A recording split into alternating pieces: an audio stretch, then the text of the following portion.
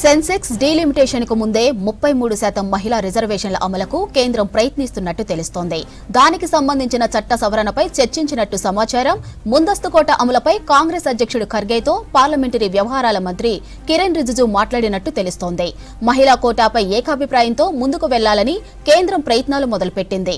ఇక మహిళా కోటాను ముందస్తుగా అమలు చేయాలంటే పార్లమెంటులో మరో రాజ్యాంగ సవరణ చేయాల్సి ఉంటుంది. అన్నీ కుదిరితే ఈ బడ్జెట్ సమావేశాల్లోనే చట్ట సవరణ చేసే అవకాశాలు ఉన్నాయని తెలుస్తోంది. మహిళా రిజర్వేషన్ బిల్లును 2023లో పార్లమెంట్ ఆమోదించింది. సెన్సెస్ డీలిమిటేషన్ తర్వాతే 33% కోటాకు అప్పుడు చట్ట సవరణ చేశారు. దీన్ని ముందుకు తీసుకురావాలంటే మరో సవరణ తప్పదు. 2027లో జరిగే ఉత్తరప్రదేశ్, ఉత్తరాఖండ్ అసెంబ్లీ ఎన్నికల్లోనే 33% మహిళా కోటాను అమలు చేసే దిశగా కేంద్రం అడుగులు వేస్తోంది. అసెంబ్లీ సీట్లలో 33% సీట్లను లాటరీ పద్ధతిలో కేటాయించాలని ఆలోచన చేస్తున్నట్టు టాక్. అయితే కాంగ్రెస్, డీఎంకే, టీఎంసీ ఇతర కొన్ని పార్టీలు 2029 లోక్సభల ఎన్నికల నుంచే అమలు చేయాలని ముందు నుంచి డిమాండ్ చేస్తున్నాయి.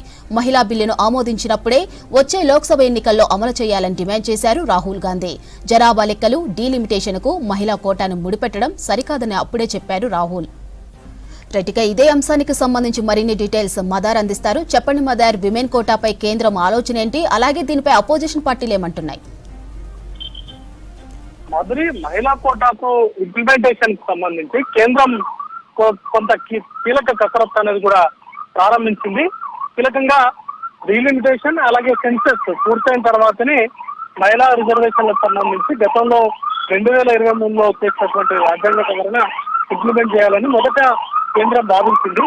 కానీ ఇప్పుడు ఈ సెషన్ లోనే దాన్ని సాధ్యమైన త్వరగా అమలు చేసేందుకు కేంద్రం కీలక కసరత్తు అనేది కూడా ప్రారంభించింది. ఆ మేరకు ముఖ్యంగా ప్రతిపక్ష పార్టీలకు సంబంధించిన కీలక నేతలతోటి మంత్రాలు అనేది కూడా జరుపుతా ఉన్నారు. ఏఐసీసీ అధ్యక్షుడు మల్లికార్జున ఖర్గే రాజ్యసభలో ఫ్లోర్ లీడర్ గా ఉన్నారు.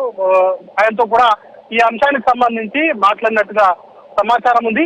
ఈ సెషన్ లోనే దానికి సంబంధించి రాజ్యాంగ సవరణను తీసుకొచ్చేందుకు కేంద్రం కసరత్తు చేస్తా ఉంది.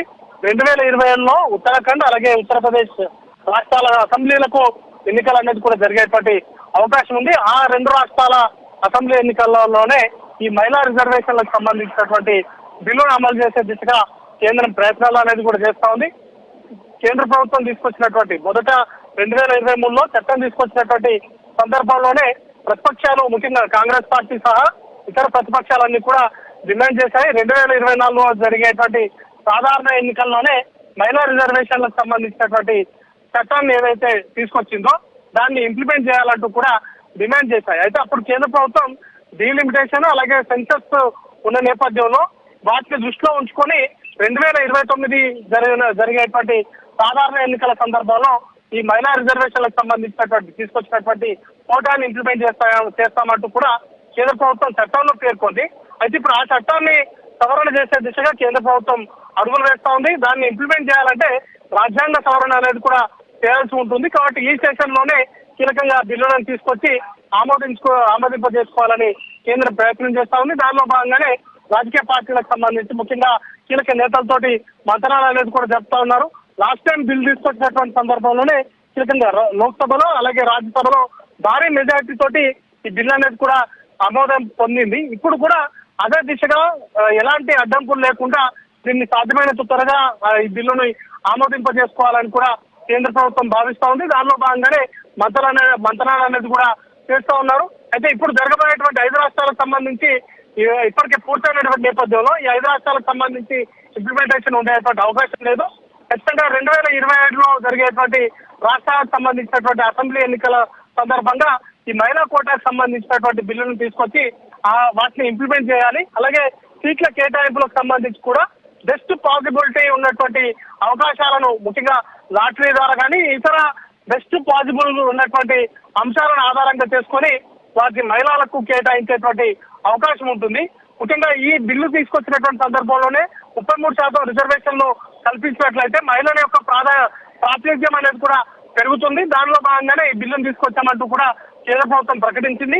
అయినప్పటికీ అది 2029 తర్వాత జరిగేటువంటి ఎన్నికల సందర్భంలోనే ఇంప్లిమెంట్ చేస్తామంటూ కేంద్ర ప్రభుత్వం గతంలో స్పష్టత ఇచ్చినప్పటికీ కేంద్రం మరొకసారి దీనికి సంబంధించినటువంటి పునరాలోచన చేసింది.